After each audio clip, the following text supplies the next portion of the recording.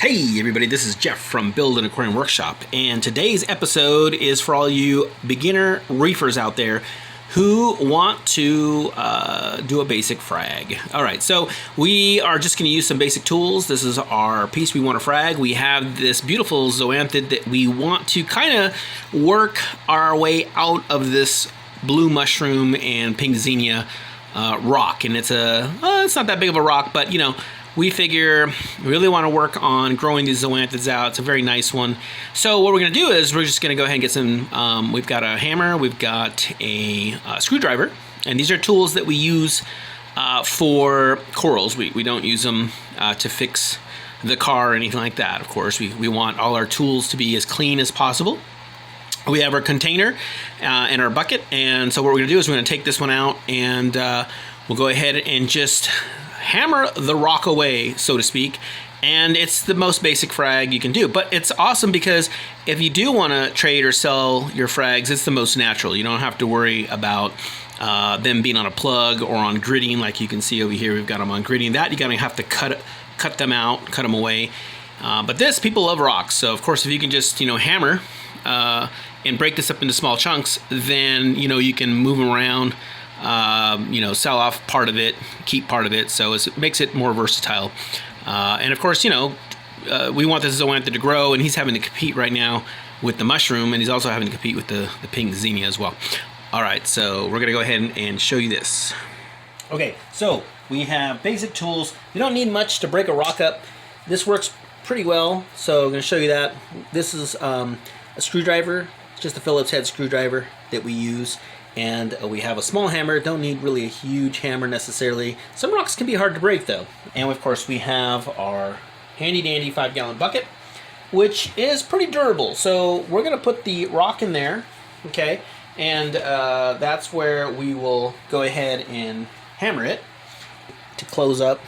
Now, you gotta be careful around zoanthids because they release the toxins. Okay, they can do some damage. You can see this rock here. Let me show you this rock. This is the size of this rock right here, if you can see that, okay? So put it maybe in the light. And yeah, it's got a lot of mushrooms. And so yeah, we're gonna go ahead and hammer this into maybe a couple of pieces, We can definitely do that, but we're really interested in getting these zoanthids out of there so they don't have to compete. We can maybe get them to grow on something else. So let's go ahead and just shake it, try to get these mushrooms to close up. If they don't close up, that's okay, but it will help us to see the rock. But I have pieces of rock in here that we can, that's the whole point of having something like a sharp, blunt instrument is we're not gonna hammer a mushroom. We're not gonna stick this into a mushroom. Although, for those of you who know about mushrooms, you know that mushrooms can be cut up and they will grow back, kind of like a starfish, which is pretty cool. So, all right, we've shaken this rock up, try to take it out here, and the next thing to do is go ahead and put it in our bucket, okay? So we're going to take that out. We've got it out. We're going to put it in our bucket. All right, so there is our rock that you can see in the bucket. And we're just going to go ahead and take this hammer and screwdriver.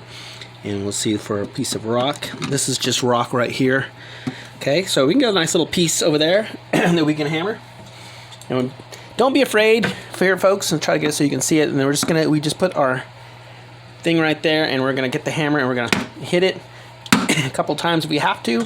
Okay, sometimes the rocks are a lot harder than you think. Try not to break through the bucket. Sometimes you have to break a couple of sides. You might have to. There we go. All right, I felt it. Sometimes you have to hit a couple of points, not just one point, maybe. Okay, let's see if we can get it. Well, no, all I did is puncture a hole in that case that time. So it's okay, we can use the fragments of rock if we need them. It's not a problem. So let's get back to the drawing board here. Maybe we could chisel away another area. Okay, there's another area right here.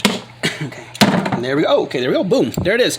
All right, folks, so 2 points we had to chisel. And now we got a little rock and a big rock, okay? And we're gonna go ahead and put that one back in our aquarium, this little guy, because it's pretty much done. Looks like there's a little bit of bubble algae right there. Take that off. We don't need that, that's for sure. There we go. Leave that in the bucket. All right, good. So that's our little piece right there. You can see that. Put that in the water. Okay. A little bit of debris. Shake it off. That's okay. There you go. And you can see it doesn't, we didn't touch the corals. It just hammered the rocks, so it doesn't really matter. And put it in the front here. Light. And, there we go. Now we have a little piece that we could trade or sell, right? That's the most basic frag that you can do. All right. So we just wanted to show you that. So don't be afraid. Just be careful when you are working around the zoanthids, like I said, because they release the toxins. You don't want to hammer into them. You will see a milky white substance.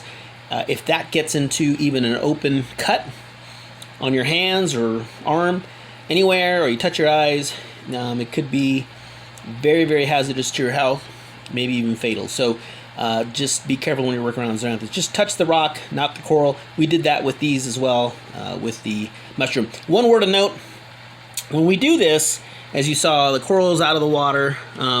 Some corals fare out of the water better than others, but also they get kind of shocked, because, something catastrophic seems to have happened to them. So it might take them a day or two to recover.